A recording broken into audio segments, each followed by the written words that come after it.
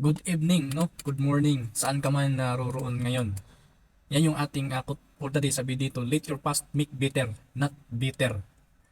Alam niyo kung may mga nakaraang ka na hindi maganda, no? Na hindi naging maganda last 2023, huwag mo na balikan. Kalimutan mo na. Alam mo ang mas maganda mong gawin, ayusin mo ang buhay mo. Magsimula ka na may kasamang pangarap at dedikasyon sa buhay. Kasi palagi ko nga ito sinasabi, no?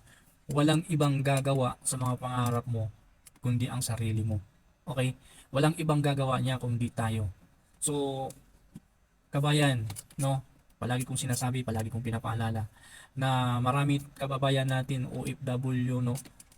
Ilang taon, ilang dekada sa pag-OFW na pag-uwi ng Pilipinas, no? Walang sapat na ipon, back to zero, hindi nakapag-create ng mga emergency fund, walang healthcare, no? Walang emergency, walang insurance, no?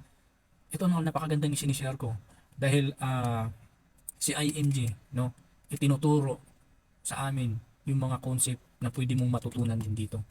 Pagturo katulad nito, no, na ginagawa namin, itinuturo din namin, isinishare namin dahil ayaw namin na kami lang ang matututo at yung mga babayan natin, mga OFW na 40 to 50 years nagtatrabaho abroad na pagdating ng Pilipinas is back to zero.